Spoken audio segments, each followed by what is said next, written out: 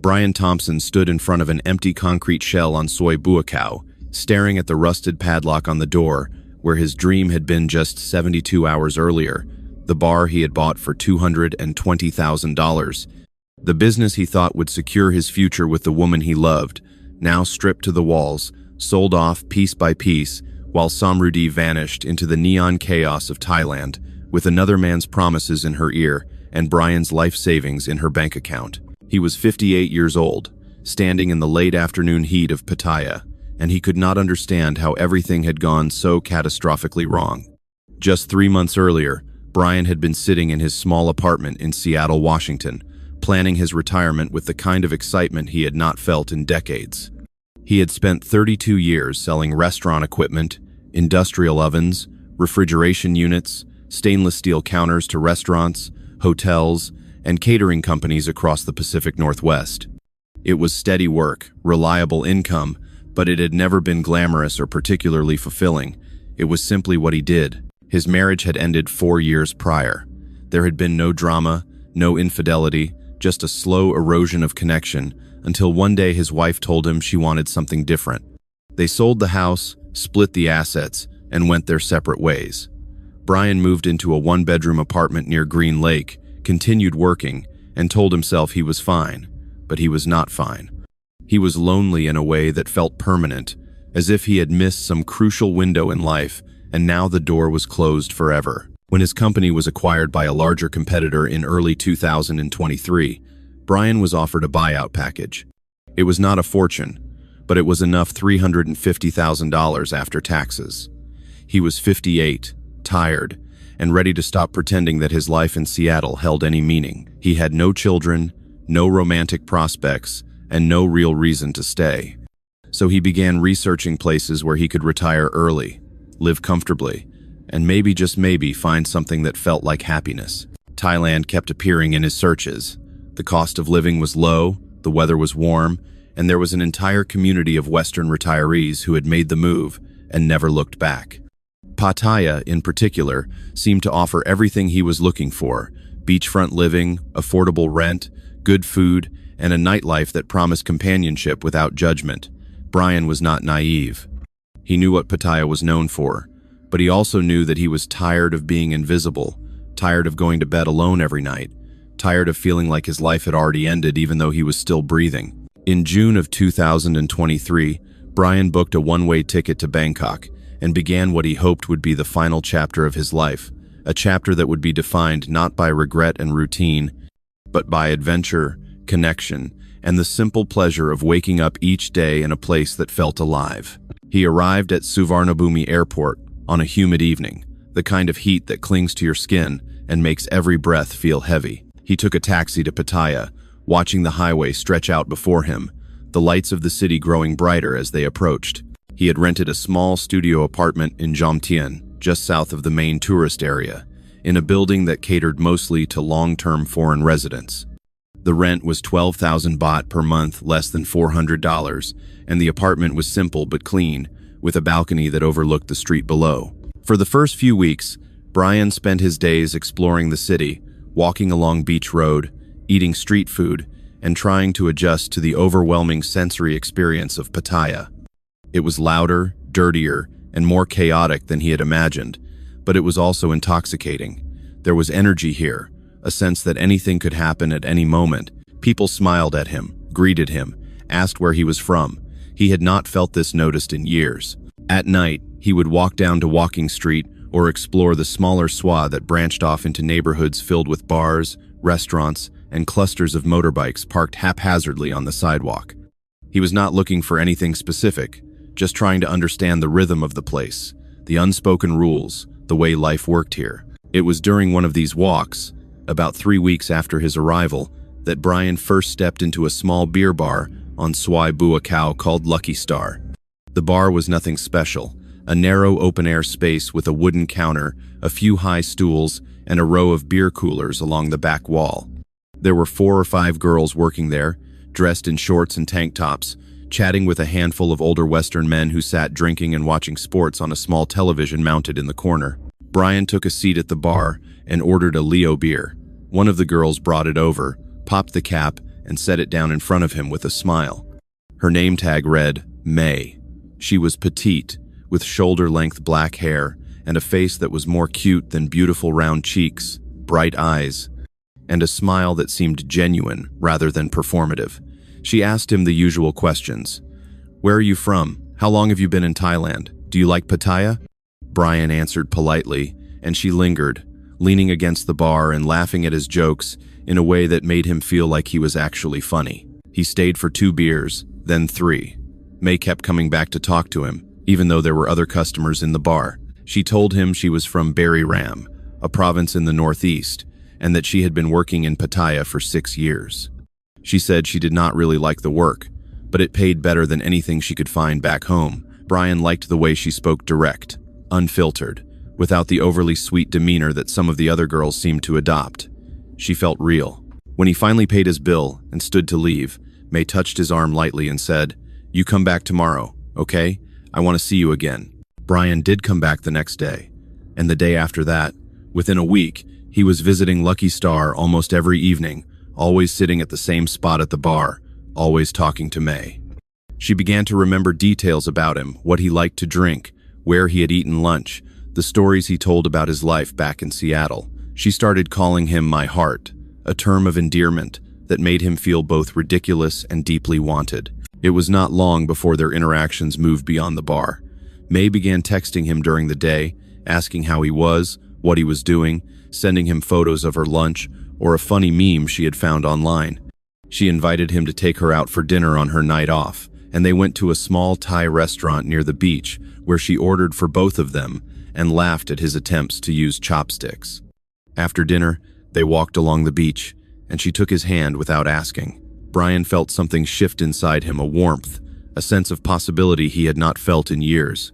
By the end of his 2nd month in Pattaya, Brian and May were spending almost every free moment together. She stayed at his apartment several nights a week, and they began to talk about the future in the way that new couples do, half joking, half serious, testing the boundaries of what might be possible. May told him she hated working in the bar, that she only did it because she had no other choice. She said her mother was sick, living in a village in Buriram, and that May sent money home every month to pay for medical care. She said she dreamed of quitting the bar, of having her own business, of living a normal life. Brian believed her. He wanted to believe her. And when she looked at him with those bright, hopeful eyes and called him my heart, he felt like he had finally found the purpose his life had been missing. It was early September, just over 2 months since Brian had first walked into Lucky Star, when May first mentioned the idea of owning her own bar. They were lying in bed in his apartment, the fan spinning lazily above them, the sounds of motorbikes and street vendors drifting up from the street below. May was scrolling through her phone, and she suddenly turned to him with an expression that was half excitement, half hesitation. "Bree," she said, using the nickname she had given him. "I have idea. You want to hear?" Brian propped himself up on one elbow and smiled. "Of course. What is it?" May sat up, crossing her legs beneath her, and her eyes were bright with enthusiasm. "You know I not like work at Lucky Star. Every night, same. Old men come, I smile, I talk, I drink too much. I feel, how you say, stuck?" Brian nodded. He had heard this before, and each time she said it, he felt a pang of guilt, as if he were somehow complicit in her unhappiness, simply by being one of those men who frequented bars like hers. "I have my own bar," May continued. "Small bar, not big. Just me and maybe 2, 3 girls. I can be boss. I make schedule. I choose everything. And then I not need work for other people anymore. I can have good life." She paused, watching his face carefully. "But I have no money for this. I save little bit, but not enough. Maybe you can help me?" Brian felt his heart beat a little faster. He had known this conversation was coming, had sensed it in the way she had been talking more and more about wanting to leave Lucky Star, about wanting something better. He had even thought about it himself, late at night, lying awake and imagining what it would be like to help her build something, to be the person who made her dreams come true. "How much would you need?" he asked carefully. May bit her lip, as if she were embarrassed to say the number.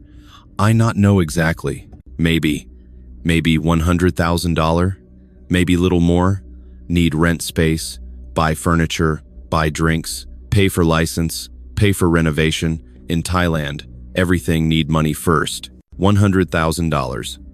Brian felt a knot form in his stomach. It was a significant amount, but it was not impossible. He had $350,000 from his buyout, and he had barely touched it since arriving in Thailand. He was living comfortably on less than $2,000 a month. If he helped May, he would still have more than enough left to support himself for years. But there was something else, too, a voice in the back of his mind that sounded suspiciously like his ex-wife, warning him to be careful, to think things through, to remember that he barely knew this woman. He pushed the voice away. He was tired of being careful. He was tired of living a life defined by caution and fear. "Let me think about it," he said finally. "I want to help you, May. I really do. But this is a big decision. I need to make sure I understand everything." May's face fell slightly, but she nodded. "Okay, I understand. You good man, Bri. You think about family first." "I know." She kissed him on the cheek and lay back down, curling against his side. Brian stared at the ceiling, his mind racing. He imagined walking into a bar that he had helped build, seeing May behind the counter, happy and free. He imagined the pride he would feel, the sense of accomplishment. He imagined her gratitude, her love, the way she would look at him, knowing that he had changed her life. By the time he fell asleep, he had already made his decision. Call to action. If you're captivated by this story and want to see more true crime and love scam documentaries that expose the dark side of romance fraud, make sure to subscribe and hit the notification bell. These stories need to be told, and your support helps us continue investigating and sharing the truth. Stay with us. Brian's story is only beginning, and what happens next will shock you. Within a week, Brian had transferred $120,000 into May's Thai bank account. The amount was higher than her initial estimate because, as she explained, the costs were more complicated than she had first thought. The rental deposit for the property was higher. The renovation would cost more because the space needed electrical work. The liquor license required additional fees. Brian did not question any of it. He trusted her. She had shown him listings for potential properties, had taken him to walk through several empty storefronts on Soi Buakau, and had excitedly pointed out where the bar counter would go, where the seating area would be, how she would arrange the lights and the music system. May had found the perfect space, a narrow, two-story building tucked between a massage parlor and a small restaurant. The ground floor would be the bar, and the upper floor could be converted into a small apartment where May could live. It was in a busy area, full of foot traffic, and May said she had already talked to the landlord, a middle-aged Thai woman who owned several properties in the area. The rent was 35,000 baht per month, and the lease would be for 3 years. Brian went with May to sign the lease. The landlord barely looked at him, speaking only to May in rapid Thai, occasionally glancing at the stack of cash that May had brought in a plastic bag. Brian did not understand what was being said, but May translated for him in fragments something about the deposit, the lease terms, the rules about noise and closing times. At the end of the meeting, the landlord handed May a copy of the contract, and they shook hands. Brian noticed that his name did not appear anywhere on the paperwork. When he asked about it later, May said it was normal. Foreigners could not own businesses in Thailand, she explained. Everything had to be in her name. It was the law. Brian accepted this. He had read enough about Thai business regulations to know that foreign ownership was complicated, often impossible. He told himself that it did not matter whose name was on the paper. This was their project. They were building it together. The renovation took 6 weeks. May hired a crew of Thai workers who arrived early every morning with tools, ladders, and bags of cement. Brian visited the site almost daily, watching as the space transformed. The walls were repainted in dark red and black, giving the bar a moody, intimate atmosphere. A long wooden counter was installed along one side, with shelves for bottles behind it.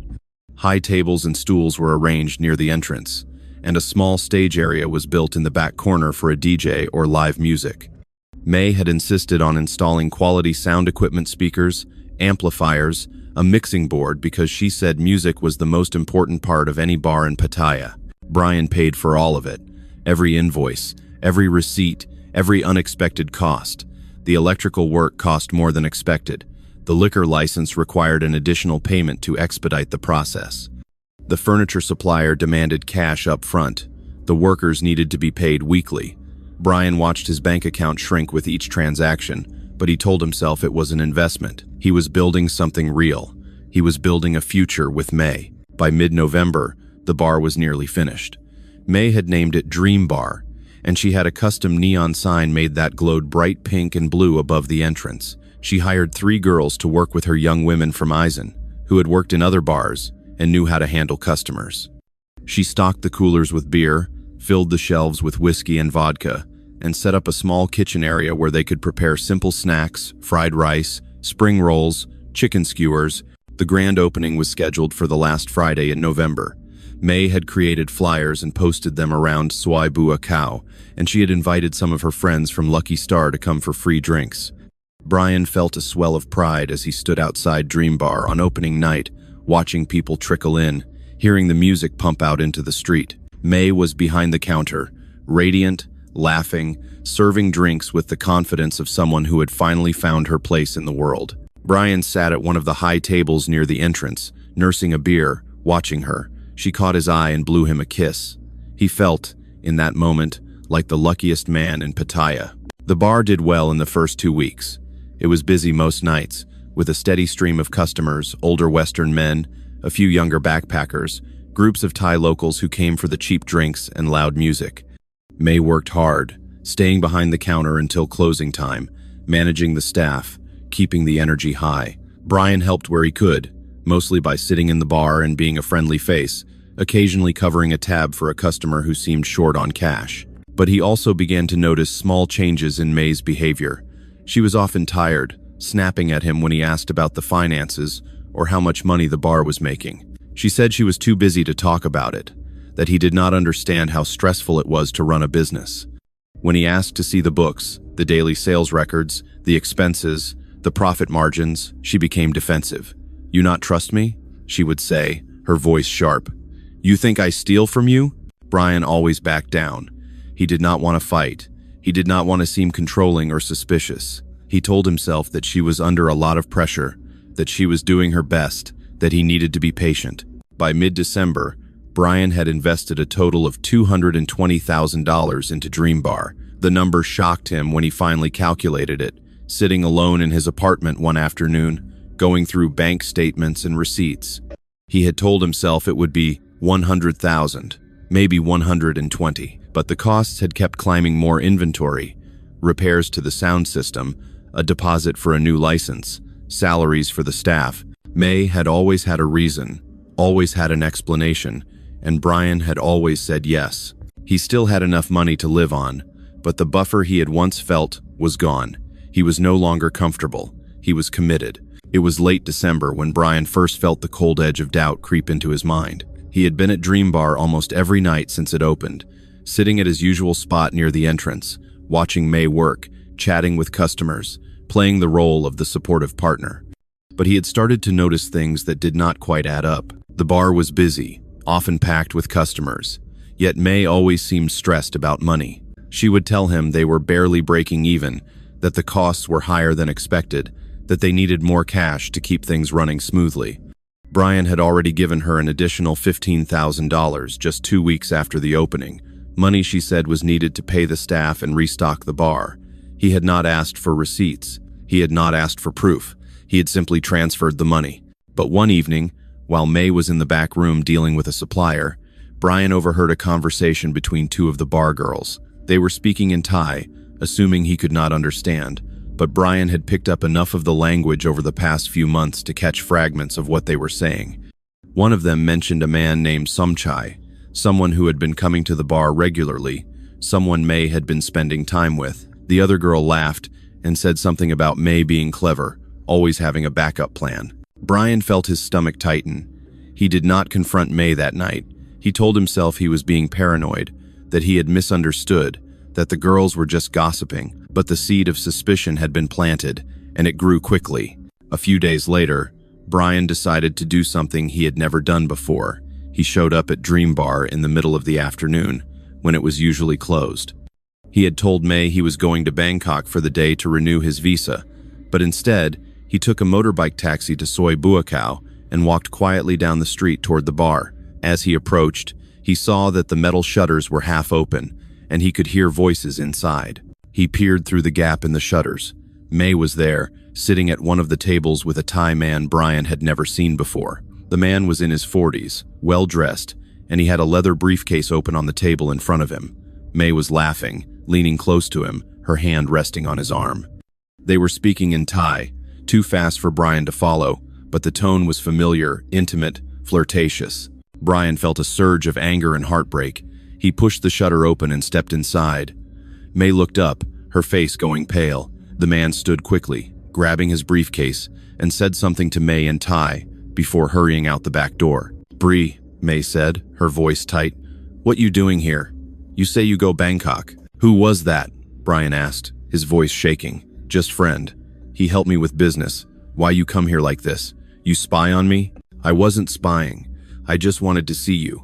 But now I want to know what the hell is going on." May's expression hardened. "Nothing going on. You crazy. You jealous. This, my bar. I can talk to who I want." Brian stared at her, searching her face for the warmth he had once seen there, but it was gone. She looked at him now with something close to contempt, as if he were an inconvenience, an obstacle. "I want to see the books," Brian said quietly. "I want to see where the money is going." May laughed, a sharp, bitter sound. "You want see books? You think you my boss? This my bar, Bri? You give me money, yes, you help me, but this not your business. This mine. I gave you $220,000, Brian said, his voice rising.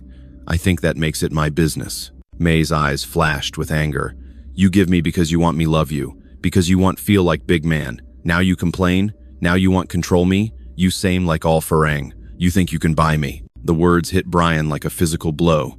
He stood there, speechless, as May grabbed her purse and walked toward the door. "I go now," she said. "You stay here if you want. Think about what you say." She left, and Brian stood alone in the empty bar, surrounded by the neon lights and polished wood and all the expensive equipment he had paid for. He felt hollow, as if someone had reached inside him and scooped out everything that had once made him feel alive. Brian did not see May for 3 days after their confrontation. She did not answer his calls or reply to his messages. The bar remained closed, the metal shutters pulled down, the neon sign dark. Brian walked past it several times, hoping to see some sign of life, but there was nothing. On the 4th day, one of the bar girls, a young woman named Nak, contacted him through Facebook Messenger. She said she needed to talk to him, that it was important. They agreed to meet at a coffee shop near Jomtien Beach. Nak looked nervous when she arrived, glancing over her shoulder as if she were afraid of being seen. She ordered a coffee but did not drink it, just sat with her hands wrapped around the cup, staring at the table. "I need tell you something," she said finally, "about May." Brian leaned forward. "What is it?" "May not who you think. She have other boyfriend. Thai man. His name Samchai. He come dream bar many time. They together long time, before she meet you. May tell him you give her money for bar, and they make plan. They sell equipment, sell furniture, take money, and go away." Brian felt the room tilt.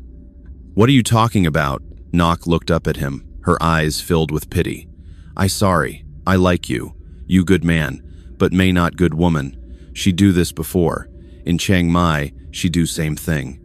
Another Farang give her money. She take everything. She disappear. This, her job. She very good at this." Brian's mind reeled. "Where is she now?" "I not know. Maybe Phuket, maybe Bangkok. She tell me she going away, she not come back. She say bar finish." "What about the lease, the equipment, everything I paid for?" Nak shrugged. "Everything in her name. You cannot do nothing. Police not help Farang for this Thailand." Brian sat back in his chair, staring at the ceiling, trying to process what he was hearing. He had been a fool. He had been so desperate to believe in something in love, in connection, in the fantasy of rescuing a woman and building a life together, that he had ignored every red flag, every warning sign, every moment when his gut told him something was wrong. He thanked Nak, paid for the coffee, and walked back to his apartment in a daze. When he got home, he called his bank and checked his account balance. He had $63,000 left. It was enough to survive for a while, but it was not enough to start over. It was not enough to go home. It was not enough to undo the damage. That evening, Brian took a motorbike taxi back to Soi Buakhao. He stood in front of Dream Bar, staring at the shuttered entrance, the pink and blue neon sign now lifeless. He tried the door, but it was locked.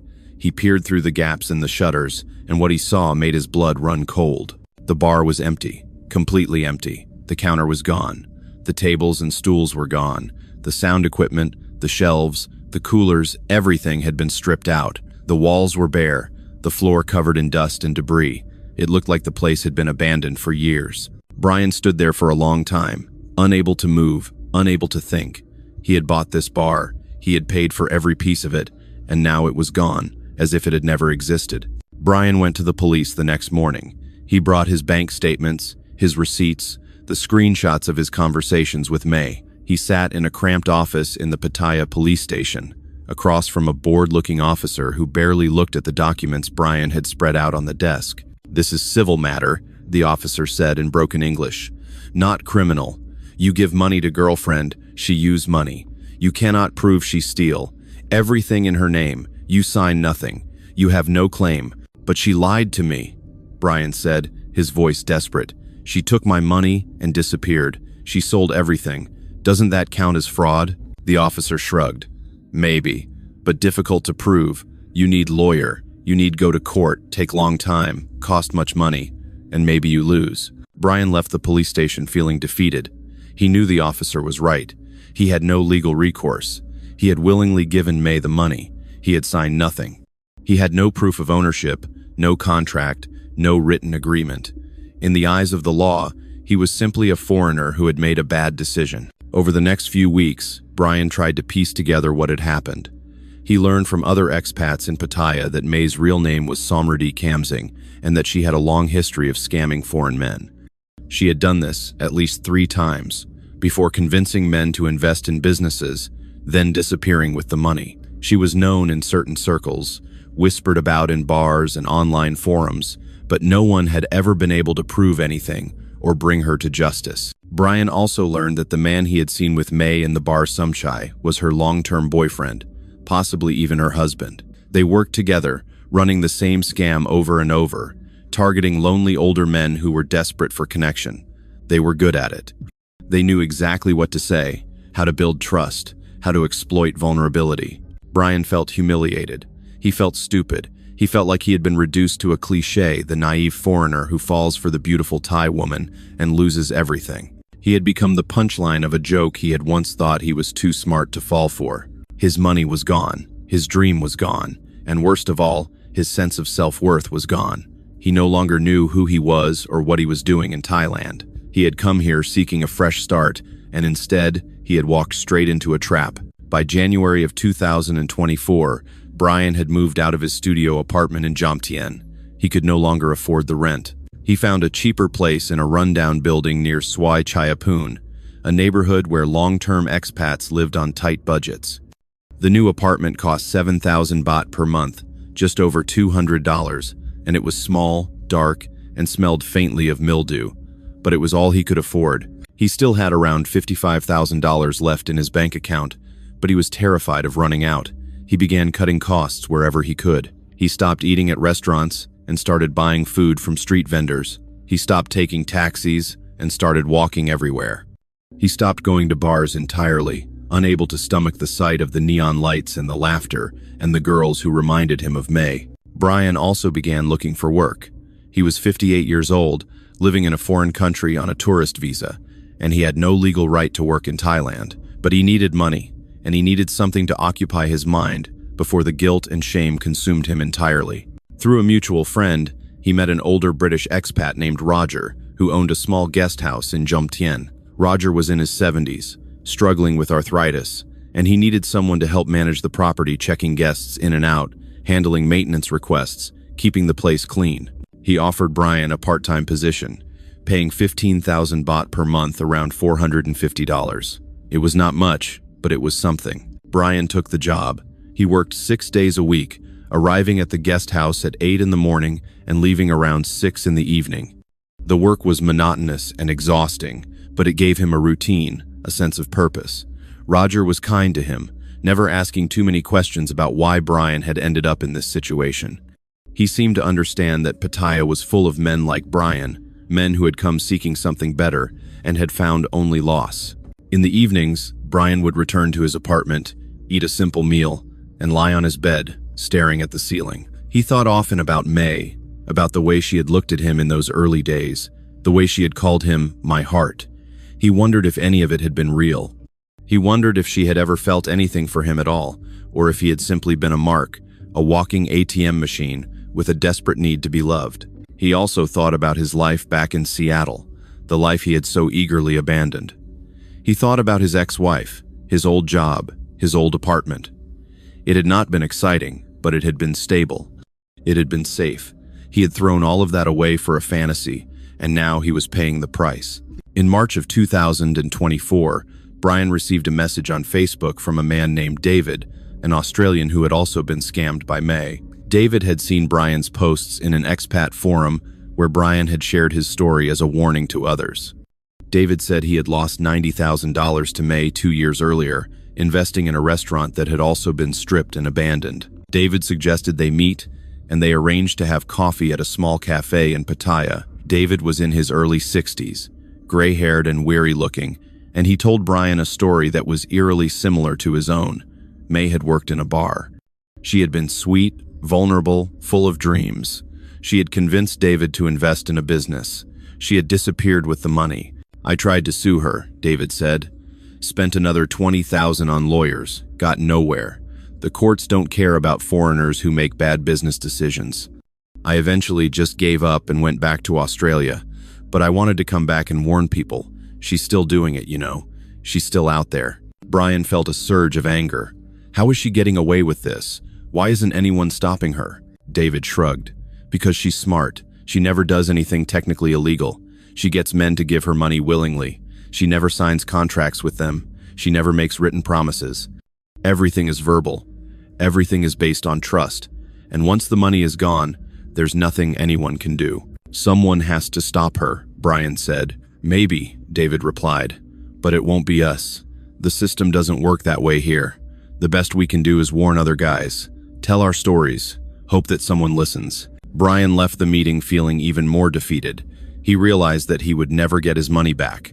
He would never see justice. He would simply have to live with the consequences of his choices. By the summer of 2024, Brian had settled into his new life in Pattaya. It was not the life he had imagined when he first arrived, but it was the life he had.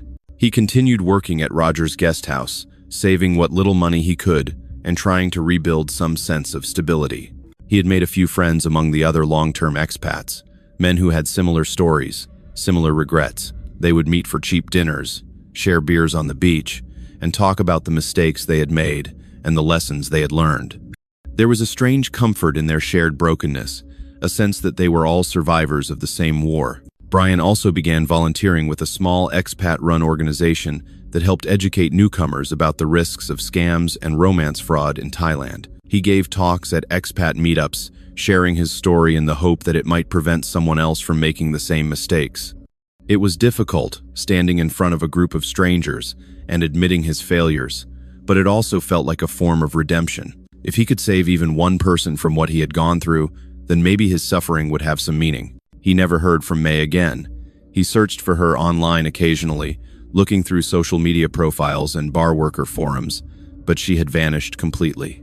He heard rumors that she had moved to Phuket, then later to Chiang Mai, always with a new name, always with a new victim. The Thai police had no interest in pursuing her. She was a ghost, slipping through the system, leaving behind a trail of broken men and empty bank accounts. Brian's anger eventually gave way to a dull acceptance.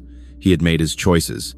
He had ignored the warnings. He had believed in something that was never real. There was no one to blame but himself. 3 years have passed since Brian Thompson stood outside Dream Bar and watched his life collapse.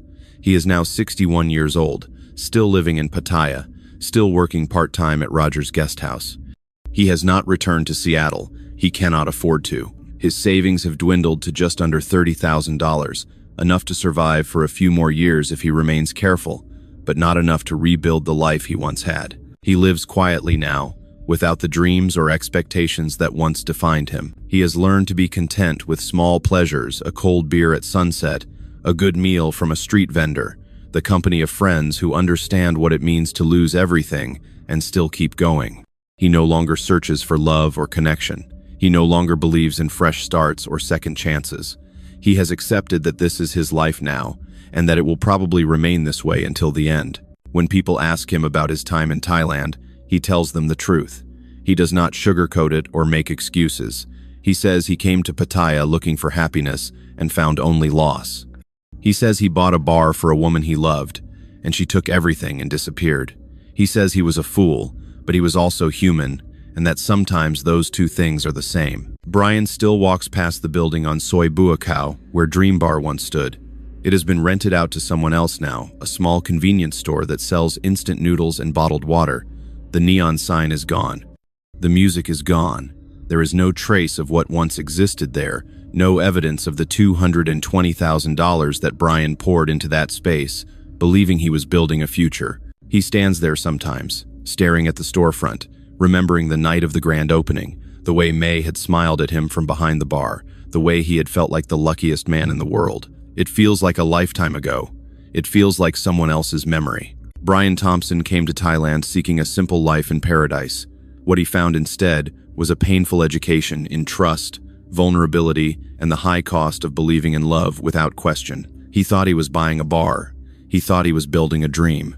But in the end, he was only paying for a fantasy, one that cost him nearly everything and left him with nothing but regrets and the bitter knowledge that some lessons can only be learned the hard way.